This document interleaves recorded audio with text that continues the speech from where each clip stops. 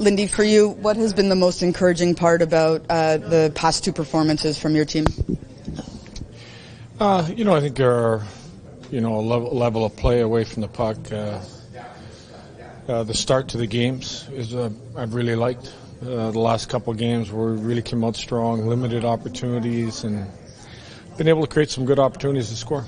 The potential of Brendan Smith returning tonight, I mean, what does that bring to a lineup again for you guys? Well, we know what he was bringing before he went out. Nashville's a big, strong team, physical. Brendan's penalty killing was really good for us. His physicality was good for us. So, and I thought he was playing strong.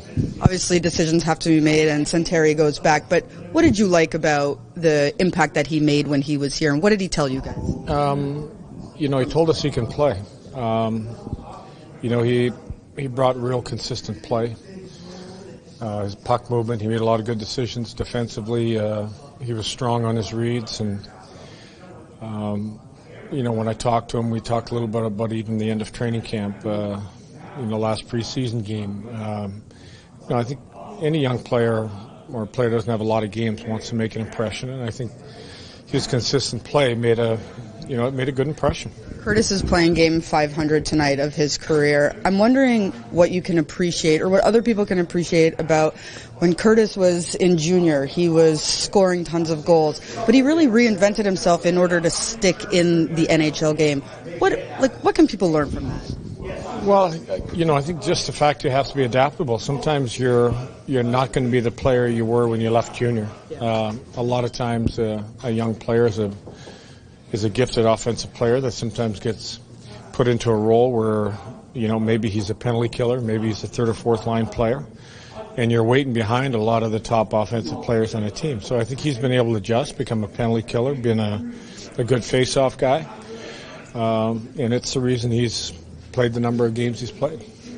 When you score a power play goal, are all sins previously forgiven? Like last night, Chico and I were saying, no, now they're 1 for 5 on the power play. It's not about what carried through to last night.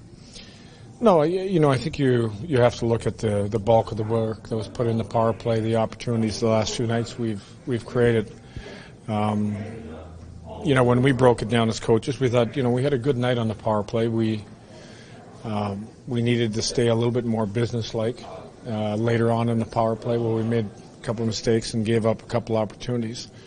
But we had a goal taken away, but we got to the front of the net. We know we can be better. We're going to continue to try to be better with it. Are you looking to see more shots, too, on the power play? I know Tyler Toffoli was touching on that last night post-game. Yeah, there are times when we're looking at it. We pass up some good opportunities, and I think the fact when you get a look or you have somebody around the net to get it there, the situations where you don't want to shoot it because it'll kill the play if we have no traffic or nobody there to tip it. But when they're there and you have a lane to get it there, which teams are so good at being in shot lanes, when you have a lane and you don't get it there, we feel it's an opportunity missed. Does it feel like there's maybe a little extra motivation too? We've been talking about it in the 11th back-to-back set this season, just to be able to finally win in this back half tonight.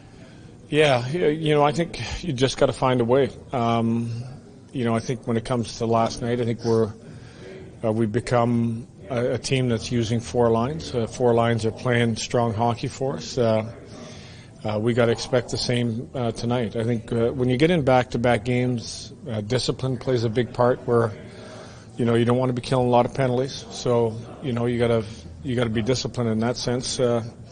And then you got to make sure you're putting the puck in the right place, so you're not chasing them down the ice all night. You mentioned Nashville's heaviness. They lead the league in hits. When you're playing a team like that, what's the most important thing you can do to make sure that's not what dictates the game? Well, you have to let the puck do the work. So when you get inside the offensive zone, I think when you look at a team like Carolina that we knew was going to be tough to get away from in their zone, we did a good job. We're going to focus on that same type of effort where we keep our feet moving, get the puck in places where we create foot races, and not get in situations where we're standing still, and that opens up for hits.